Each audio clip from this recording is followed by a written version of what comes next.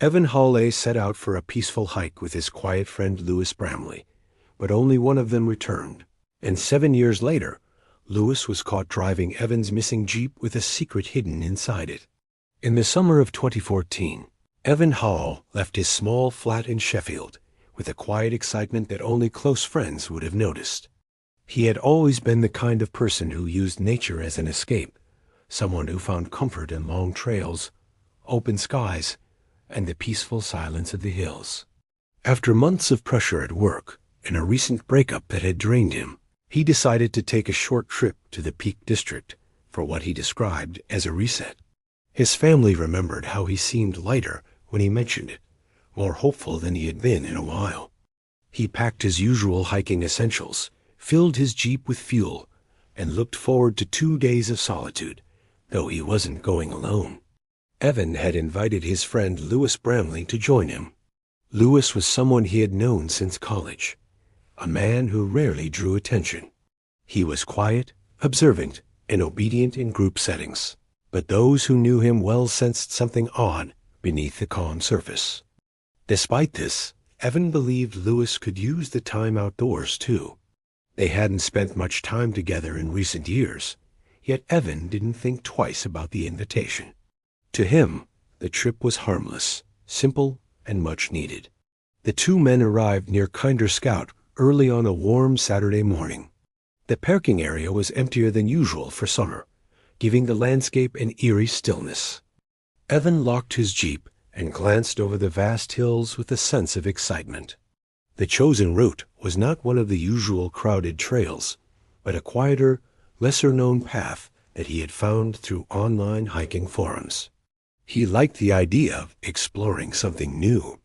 Lewis followed him, carrying a small backpack, keeping a slight distance as they moved toward the starting point. Passers-by later said the pair looked focused, purposeful, almost as if they already had a destination in mind. Hours passed before things went wrong. Lewis claimed that Evan had walked ahead to take photographs of rock formations. According to him, they had planned to meet at a fork in the path a short distance away. But when Lewis reached the location, Evan wasn't there. At first, he assumed Evan had wandered off the trail, something adventurous hikers often did. He called out, waited, and walked back and forth between 2 points, but there was no sign of him. Eventually, he made his way back to the car park and contacted emergency services. Search teams arrived quickly. Volunteers, dogs, and drones spread across the terrain. The area was familiar to rescuers. People occasionally got lost, but were usually found within hours. This case was different. The team found no tracks, no broken branches, no disturbed soil, not even a dropped item. The lack of evidence was described as unnatural for such a vast outdoor space. Helicopters circled the region until nightfall, their sweeping lights moving across empty rocky ground. Evan's family arrived the following morning and joined the search, calling his name into the endless slopes that swallowed every sound. The search lasted days, then weeks. Not a single trace emerged. With no physical evidence, no sightings, and no clear explanation, the investigation slowly dimmed. What began as a simple weekend escape had transformed into a chilling mystery. Evan Hale had stepped into the hills with a friend, expecting peace, but what followed was a disappearance so complete that even seasoned rescuers struggled to understand how a man could vanish without leaving behind a single clue. Evan's family tried to hold on to every detail from the day he vanished, replaying Lewis's account over and over, searching for anything that might have been missed. But Lewis himself remained strangely composed. While Evan's mother cried quietly beside police officers and volunteers, Lewis stood to the side with his arms folded, answering questions only when asked. He didn't pace or break down or show signs of shock. Some of the search volunteers later said they remembered his stillness more clearly than anything else from those early hours. It was as if he already knew the outcome and had accepted it long before everyone else. In the first week after the disappearance, Lewis joined patrols and combed through the hills with the rescue teams. He walked alongside strangers, carrying a borrowed radio, responding to instructions with short nods. Yet he often drifted away from the group, wandering off on his own for minutes at a time before returning without explanation. When officers questioned him about those moments, he offered simple answers about checking under ridges or following possible paths. His words were calm, but his movements were inconsistent, sometimes too methodical and other times oddly unfocused. People noticed, even if no one said it out loud. After the second week, his participation began to fade. He stopped showing up for search meetings and gradually stopped answering calls from Evan's sister. When detectives reached out for an additional interview, he delayed repeatedly before agreeing. In that session, he retold the same story with identical wording, as though reciting something he had rehearsed many times. The officers couldn't prove anything suspicious, but the conversation left them uneasy. There was a stiffness in the way he spoke, a lack of emotion that didn't match the disappearance of someone he described as a longtime friend. Meanwhile, Evan's Jeep Wrangler stayed parked in his sister's driveway, the last physical piece of him that remained. She cleaned it, sat in it, and sometimes kept the doors open while she waited for updates from investigators. The keys were left untouched on the kitchen counter. She couldn't imagine selling the vehicle or moving it. It became a symbol of the last moment she knew her brother was safe. Every morning, she looked out the window and pictured him driving it home again, stepping out and apologizing for the scare. Months passed, and the case began losing momentum. News coverage dwindled, and the public attention shifted to newer stories. The police filed recurring reports, summarizing the dead ends. No new witnesses, no recovered belongings, no confirmed sightings. The investigation had become a loop of old leads and repeated interviews. The absence of anything concrete made it even more unsettling. It was as if Evan had walked into a blank space that swallowed every trace behind him. Lewis quietly returned to his routine. He avoided community gatherings and rarely spoke about the hike unless directly questioned. He neither defended himself eagerly nor expressed outward grief. People in their shared social circle felt unsure how to approach him. Some thought he was simply traumatized, marrying the event. Others felt a quiet discomfort around him, sensing something unspoken. As winter approached, the disappearance shifted from an active search to a cold case. Evan's family kept pushing for updates, but each meeting with investigators ended the same way. Nothing new, nothing found, nothing explained. The calmness that surrounded Lewis only added to the unease. It wasn't aggressive or dismissive, just a steady, emotionless quiet that made people wonder whether he knew more than he ever admitted.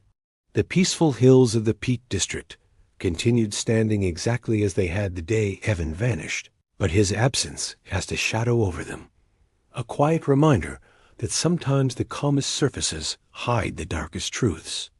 Rumors often begin as quiet guesses, but in Evan's case, they spread because the silence around his disappearance felt unnatural. His friends kept meeting for months afterward, trying to comfort each other, but every gathering eventually led back to the same questions. Why had Evan chosen a remote path that day? Why had he invited Lewis, someone he hadn't been close to for years? And why was it so difficult to believe Lewis's version of events, even though it was the only one available? People tried to avoid making accusations, but human curiosity and fear filled the gaps left by the missing truth. Some of Evan's coworkers mentioned he had been upset during his last week at the office. He had argued with someone anonymously referred to in internal reports, but the details were vague and never connected to the disappearance. Others recalled that Evan had withdrawn socially in the months before the hike, canceling plans and avoiding gatherings. Nothing pointed to danger, but the uncertainties created a sense of unease. People tried to piece together a picture, but every clue seemed incomplete, like a puzzle where half the pieces didn't belong to the original image. Meanwhile, whispers about Lewis also grew. He had always carried an odd energy, something people couldn't fully define. Some described him as overly observant, someone who watched more than he spoke. Others remembered subtle moments from the past, strange reactions, quiet resentment during arguments, or long silences when plans didn't go his way. These memories resurfaced because people needed explanations, even ones drawn from faint impressions. The human mind struggles with the idea of someone vanishing without reason, so suspicions naturally fill the void. Reports started trickling in from hikers who had been in the area on the day Evan disappeared. One claimed to have heard a sharp shout echo across the rocks, but couldn't identify its direction. Another person said they saw two figures near an unmarked section of the moor, off the usual trails. The time and description were unclear, and the information came too late to verify. Search teams had already combed the main pathways, and exploring every off-trail corner of the Peak District would have taken months. Without precise coordinates, the claims remained only possibilities, each one adding to the pile of uncertainties rather than solving anything. The public became fascinated with the case, discussing it on forums and social media. Theories ranged from accidental falls to hidden cliffs to sudden medical emergencies. But a growing number of online sleuths began focusing on Lewis. They questioned why he had chosen not to join later searches, why he avoided interviews, and why his account remained so rigid and rehearsed. Some claimed he knew the area better than he admitted, having hiked there since childhood. Others wondered whether he had led Evan somewhere off trail, intentionally or not. The lack of physical evidence made every rumor feel both possible and impossible. Without footprints, clothing, or any significant discovery, the disappearance felt almost supernatural. Yet the uneasiness surrounding Lewis kept pulling the story back into the realm of human motives and hidden truths. Even investigators admitted privately that something in the case didn't sit right, but without proof, they couldn't move forward. As years passed, these rumors didn't fade. They sharpened. They became the only active part of a case that had otherwise gone still. People held on to them because they offered shape to something shapeless. They gave direction to confusion, even if the direction was uncertain. And beneath all the whispers, one unsettling thought always surfaced. If someone knew the truth, they weren't speaking. 7 years had passed when the case suddenly stirred back to life, not because of new evidence or a confession, but because of a simple traffic stop on an ordinary evening in Derbyshire. The roads were quiet, and officers were running routine checks when a Jeep Wrangler with faded paint and a rattling exhaust came through the checkpoint. The vehicle wasn't speeding or breaking any obvious laws, but something about the number plate caught the officer's attention. He ran it through the system to confirm registration, expecting a standard result. Instead, a long unused alert appeared. This Jeep had been listed as missing property connected to a cold case. It was the same Jeep Evan Hale had driven the day he vanished.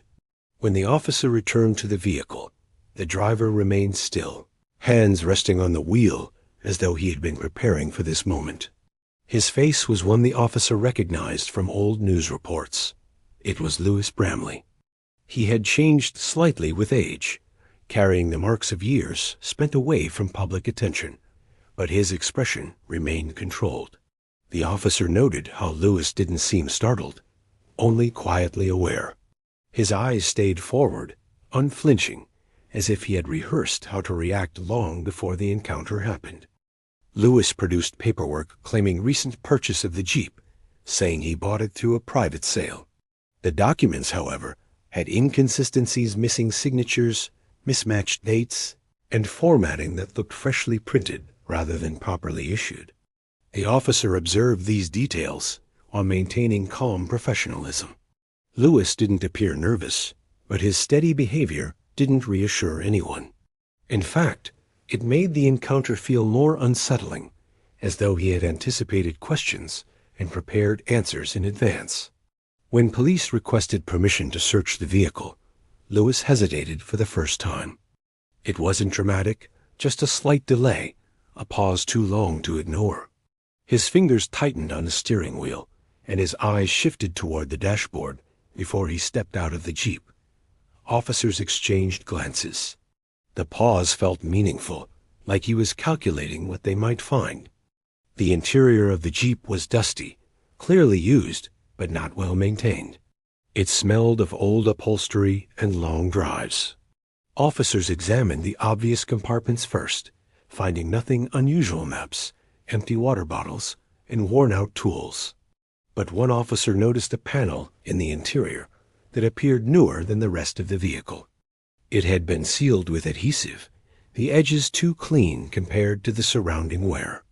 The decision to open it was immediate. Inside the hidden space, they discovered several objects wrapped in cloth. Each item belonged to Evan. A compass he always carried, a torn map marked with the hiking route from the day he vanished, and a rusted multi-tool engraved with his initials. These weren't random belongings. They were personal items missing since the disappearance. Their condition was pristine, not weather-damaged, indicating they hadn't been abandoned outdoors, but stored intentionally and protected for years. Lewis insisted he had no knowledge of the items. He said the previous owner must have hidden them. But the excuses fell flat. Officers noted how the compartment was sealed with fresh adhesive that hadn't existed when the Jeep was originally impounded years earlier. Someone had reopened and resealed it, long after the investigation had gone cold. The discovery shifted the entire case. It brought questions that could no longer be ignored. Why was Lewis driving Evan's Jeep after 7 silent years? Why were Evan's belongings concealed inside? And why did Lewis seem so prepared for the moment the past finally caught up with him? Forensic investigators took immediate custody of the Jeep, treating it like a long-lost crime scene frozen in time.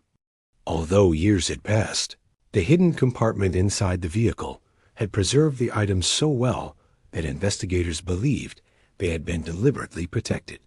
The compass showed no signs of outdoor exposure. The torn map, though aged, had clean edges instead of the weather-softened wear expected from 7 years in the Peak District. Most striking was the multi-tool with Evan's initials, which had rust in places, but no soil staining or impact marks.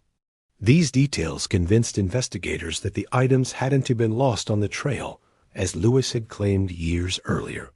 They had been removed from Evan's possession and stored by someone with intent. The adhesive sealing the panel was modern and applied with precision. Laboratory testing identified a brand that hadn't been commonly sold until after Evan's disappearance. That detail alone suggested the compartment had been opened and resealed long after the search teams had given up hope.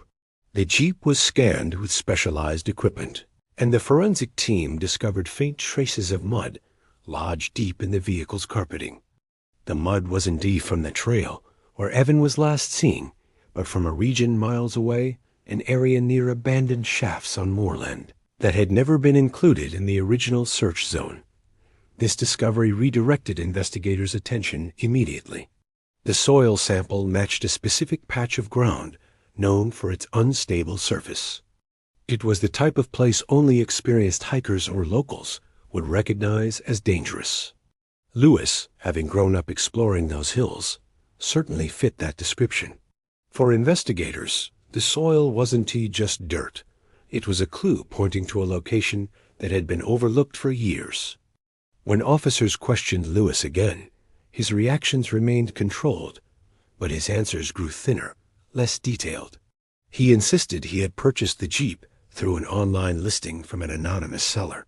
He claimed he had not checked every compartment and had no idea what was inside. But investigators noted how he always avoided mentioning Evan directly. He referred to him only as the missing person, a distance that made officers uneasy. His refusal to name someone he had known for years added another layer of coldness to the already chilling circumstances. The officers pressed further, asking how he came to find a vehicle that had been registered missing and never recovered, a vehicle that supposedly vanished with a man who had vanished beside him. Lewis repeated the same prepared lines, but the investigators sensed strain beneath the surface. His rehearsed calm, once mistaken for shock, now looked more like a shield. With the Jeep seized, investigators began discussing the possibility that the vehicle had been moved multiple times over the years. Modern dust patterns and pollen trapped in the fabric suggested the Jeep had spent time in storage, possibly in a covered area, such as a barn or garage. That meant someone had access to a discreet location where the Jeep could sit unnoticed. If Lewis had been using it privately or hiding it, he had done so carefully. Inside the hidden compartment, the forensic team discovered one more detail: a faint fingerprint that had been partially smudged but still readable. It wasn't Evan's. No immediate match came from the first round of testing, and investigators suspected it belonged to someone who had either handled the items shortly after Evan vanished or placed them there much later. The print raised new questions. If it wasn't Evan's, and Lewis claimed ignorance, then who else had touched the items? And why hide belongings instead of disposing of them completely? The Jeep itself became a silent storyteller, offering fragments of truth that pushed the investigation forward. Every hidden clue suggested intentional secrecy. Every sealed panel indicated a deliberate effort to bury the past. For investigators, it no longer felt like a disappearance. It felt like the surface of a much darker truth beginning to break open. Search teams were reassembled as soon as the soil analysis results came in, bringing together officers, forensic specialists, and volunteers who had once searched those hills years earlier. But this time, they had a specific direction. The soil matched a remote stretch of moorland, seldom visited by casual hikers, a place known for its shifting ground, hidden shafts, and the kind of silence that made even experienced walkers uneasy. The area had been avoided during the initial search because it lay far from the path Evan and Lewis were believed to have taken. But the Jeep's hidden mud changed everything. When the team arrived, the landscape felt different from the rest of the Peak District. It was harsher, more isolated, and blanketed by thick tufts of grass that concealed holes and unstable patches of earth. The wind carried a low, hollow sound as it moved across the terrain, creating an eerie atmosphere that unsettled even seasoned searchers. The ground was unpredictable, sinking in places and holding firm in others. It was immediately clear why no one had thought to explore it years earlier. Any misstep could lead to a fall into the unknown. The search widened around a cluster of old limestone shafts. Some were capped with rusting metal lids, while others were partially collapsed, their edges crumbling with age. These shafts were remnants of an old mining system long abandoned and left to weather under the open sky. Vegetation had grown over many of them, forming natural traps for any unsuspecting person. It didn't take long before one particular shaft drew attention. The soil around it was slightly disturbed, though not recent. A faint depression encircled the area, almost invisible unless viewed from above. A drone captured the subtle indentation, prompting teams to focus their efforts there. As they cleared away overgrown grass and debris, they revealed a narrow opening leading into darkness. The air drifting out was cold and musty, carrying the unmistakable scent of underground stone. A rope system was set up, and a specialist descended carefully into the shaft. The walls were slick, coated with years of moisture, and the floor was uneven. After several minutes, the call went up the specialist had found something. At the bottom lay skeletal remains, positioned in a way that suggested a fall rather than natural placement. Nearby were fragments of a backpack strap and a few metal buckles corroded by time. A wristwatch, cracked and weathered, lay close to the remains. It matched the description of the one Evan was known to wear. There were no signs of struggle visible after so many years, but the position of the bones suggested he hadn't been moved. He had fallen, remained there, and been hidden by nature and time. The discovery triggered a wave of emotions among the team. There was relief in finally finding him, sadness for the years his family had spent waiting, and a dark heaviness that came from understanding how preventable the tragedy might have been. The location reinforced a troubling possibility. Evan hadn't stumbled there by accident. Someone had led him off trail, or brought him close enough that a single misstep sealed his fate. Only a person familiar with the moor would know how dangerous the area was. Investigators revisited every detail from the case with renewed intensity. The shaft's isolation suggested intent, or at least awareness. It wasn't a place hikers discovered casually. It was hidden, unstable, and silent. If Evan had been alone, he would never have chosen that route. Someone else had chosen it for him, or at the very least guided him close enough to danger that he couldn't recover. The discovery confirmed the truth that had lingered beneath years of rumors and suspicions. Evan hadn't simply vanished into the landscape. He had been lost in a place someone knew he would never escape. The discovery of Evan's remains should have brought clarity, but instead it deepened the mystery. Investigators prepared reports, re-interviewed witnesses, and revisited every statement Lewis had given over the years. They examined the phone records, financial details, and movements around the time Evan vanished. Yet despite new evidence and the strongly implied connection between Lewis and the remote shaft, the case remained painfully short of the kind of proof required for prosecution. Without an eyewitness, a confession, or physical signs of foul play preserved after 7 years underground, the truth stayed trapped between suspicion and uncertainty. Public interest reignited immediately. News outlets retold the timeline, focusing on the Jeep, the hidden compartment, and the eerie calmness Lewis had displayed from the very beginning. Commentators debated whether his behavior was cold guilt or a detached response to trauma. Online communities dissected every detail, building theories that grew in complexity. Some were convinced that Lewis had led Evan deliberately into the dangerous moorland, guiding him toward the shaft. Others speculated about tension between the two men, old resentments, or secrets from their college days. But without definitive proof, these remained interpretations rather than answers. Meanwhile, Lewis avoided public spaces. He declined interviews, ignored reporters waiting outside his home, and spoke only through short statements issued by his solicitor. He insisted that he had nothing to do with Evan's death, and that the Jeep had come into his possession through an unfortunate coincidence. His refusal to elaborate, however, amplified doubts. People questioned how someone could coincidentally obtain a vanished man's vehicle, only to have items from the disappearance hidden inside it. The silence he maintained became its own form of noise, echoing through every discussion about the case. Investigators continued examining the fingerprint found inside the Jeep's hidden compartment.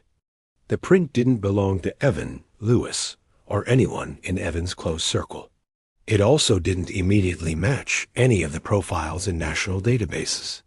This opened the possibility that another person might have accessed the Jeep at some point during the years it was missing. Yet the idea of a third unknown individual only complicated the narrative. If someone else had been involved, why had they never surfaced? What role did they play? And how had Lewis ended up with the vehicle if another person had handled it? The unanswered questions tangled together, forming knots investigators couldn't untie. Evan's family finally held a memorial service. The atmosphere was heavy, filled with the grief of knowing he had been alone in the darkness of that shaft while the world searched miles away. They had hoped for closure, but the truth felt incomplete. His sister placed photographs of the Jeep beside candles, the same Jeep she had stared at through her window for years, believing it held answers. In the end, it did, but not the whole story. Authorities officially recorded the death as unexplained with suspicious elements, a classification that allowed for open interpretation. With no charges filed, Lewis quietly moved out of town. Some said he relocated abroad. Others believed he remained somewhere in the country, living under the weight of rumors and the unease that followed him everywhere. Regardless of where he went, the shadow of the case clung to him. People spoke of him in hushed tones, not because the truth was proven, but because the uncertainty felt too unsettling to ignore. The Peak District returned to its usual calm, but those who knew the story never looked at the hills the same way again. The moorland, the shaft, the silence, they all carried the memory of a man who vanished during a simple hike, only to be found years later under circumstances that never made full sense. The case faded from headlines, but lingered in conversations, becoming one of the region's most haunting mysteries. In the end, Evan's story became a reminder of how the landscape can hide secrets, and how some truths, no matter how close they seem, remain just beyond reach.